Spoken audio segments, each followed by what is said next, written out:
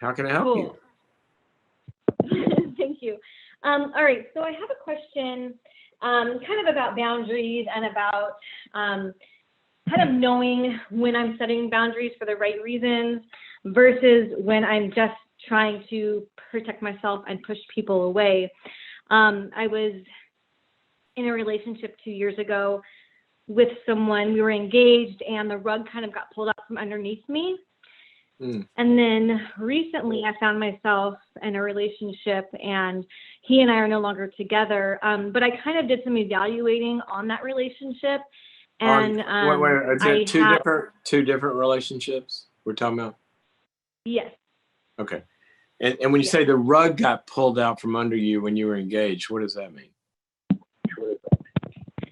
So we had basically been dating for 2 years. We got engaged. We went shopping for our wedding registry, and it was all great. And the next day, he said, "Hey, I think we need to postpone the wedding." I was very surprised. And postpone ended up breaking up. That's right. Okay, and why did he want to break up? Because I didn't do the marriage counseling like he wanted, which basically I had recommended to him 9 months prior to the wedding. Maybe now is a good time to start looking into marriage counseling. I didn't want to take over that. I felt like that was his responsibility. And he had agreed. He's like, "Oh, yeah, definitely. And then it was 2 months before the wedding when he decided to go forward with the marriage counseling. And I had a trip planned out of the country. It was 2 months before the wedding. And the approach that the people took to the marriage, I went to one session, and they wanted to sell us a program, put us through a little Quizlet to find out if we're compatible. And I tend to like the more organic approach, where it's more of like a spirit led. And this was very curriculum based. And it was a couple that he was very close with. So I felt kind of like a third wheel, and I didn't feel comfortable. And you didn't feel comfortable, you told him, and then he broke it off? He postponed it. I said, I'm not going to go forward with the wedding if you're not sure. Okay. And then now you're in another relationship, or were. And that one just, and you moved on. So what is the question about your boundaries? You said you wonder if you're pushing people away. Tell me what you mean. Okay. So, there's basically this pattern of mine that I've seen in this relationship, this most recent relationship, where I tend to try to catch him doing something, or I've tried to find not reasons to break up, but basically like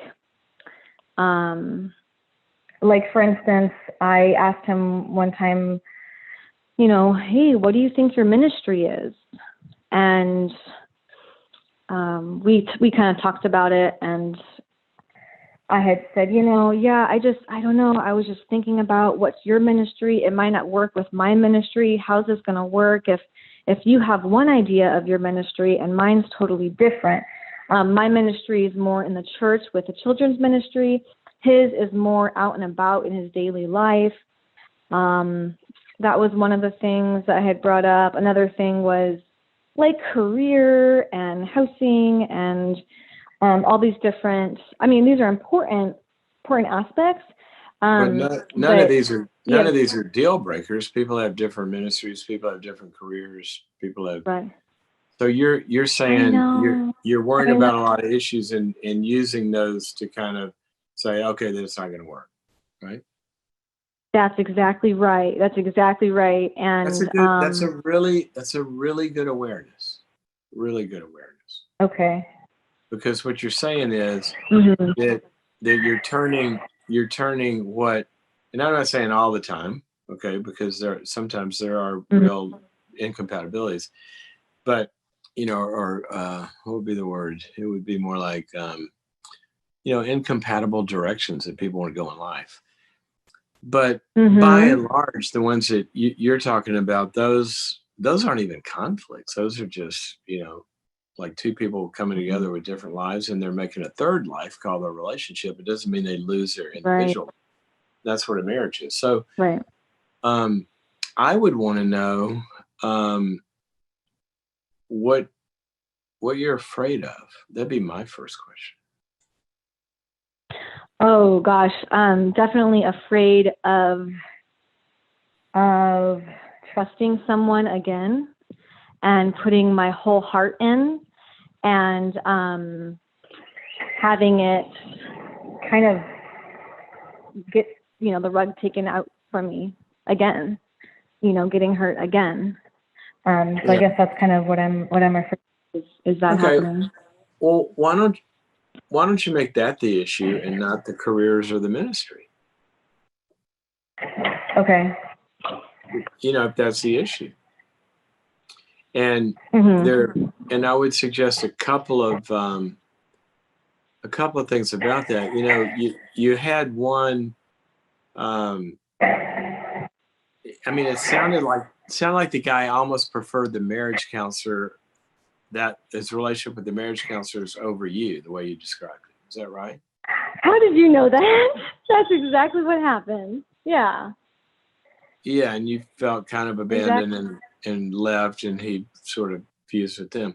What I would want you to do is a couple of things. One is that have you had other abandonments, breaks in trust before your engagement in life? Have you had a history of being let down in love a lot? Either you have.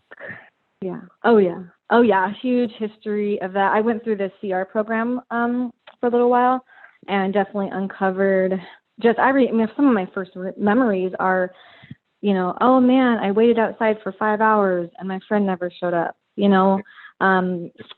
those kinds of things. So it's almost like I don't know if it's biblical, but I manifested what would happen to me in my most current relationship. And that's exactly what happened. Well, I don't know what you mean. It was rejection. I don't know what you mean by meaning like rejection. I mean, patterns are all through the Bible. Yeah, the Bible describes life, and that happens in life. But here's what I would want you to think about. I would want you to make that the problem, not looking for all these compatibilities, incompatibilities, perfect match, got to agree on the counselor, all this kind of stuff. I would want to make the issue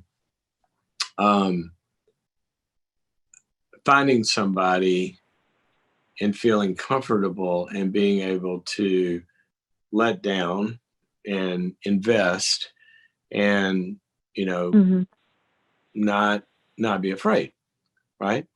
But it sounds like a couple of things. One is that there's a trust muscle that's been broken, okay, not only in your engagement but in life before that.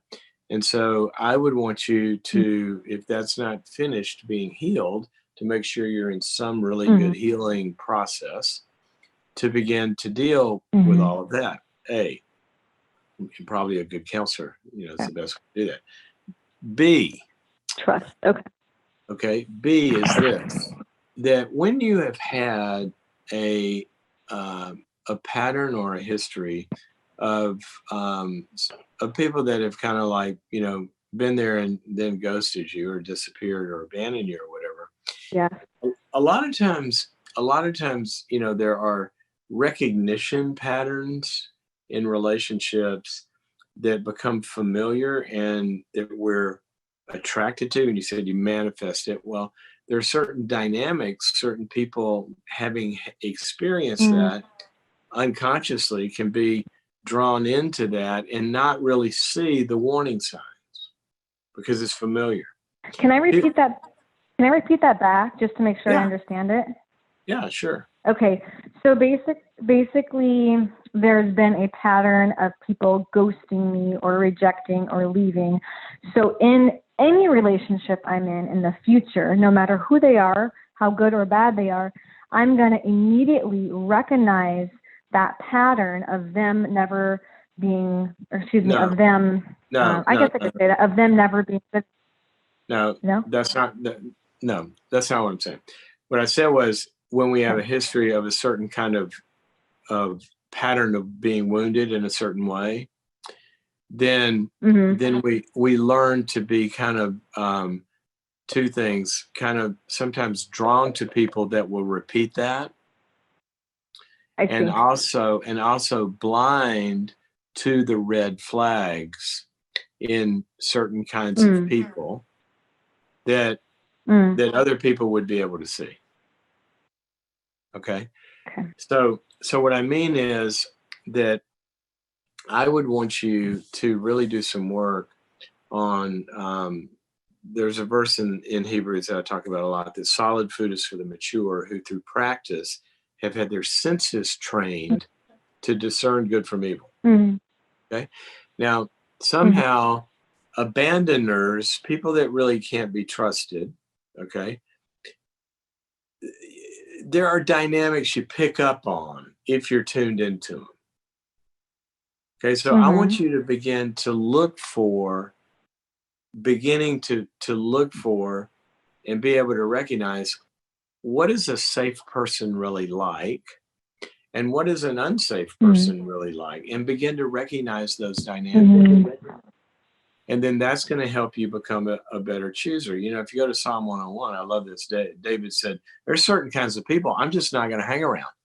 If they're narcissistic, you know, if they're judgmental, if they're arrogant, if they're faithless, if they pervert things, kind of twist love a little bit or other things, if they're liars, he said, I'm not going to have anything to do with them. And he says, it's the faithful people, the blameless people that I'm going to allow into my life to minister to me.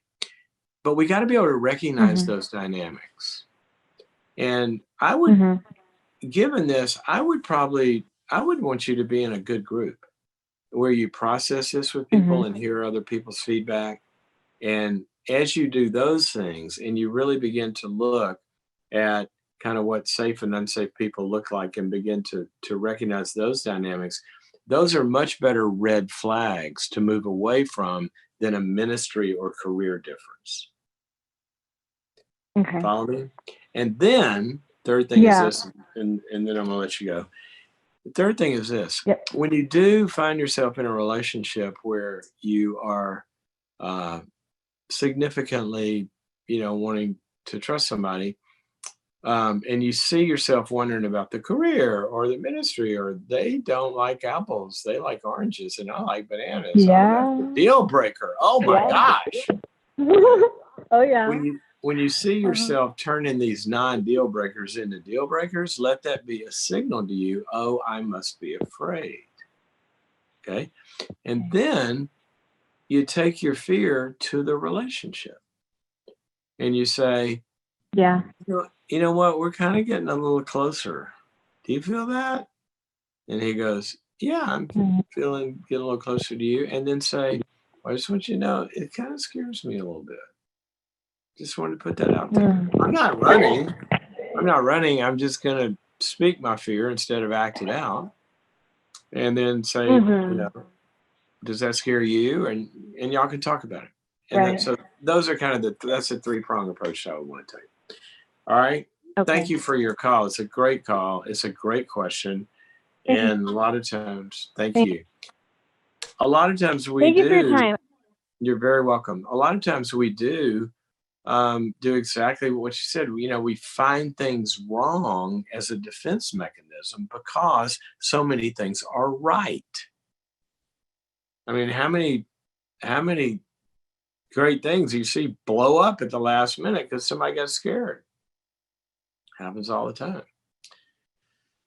So let's make that the issue and not the small thing.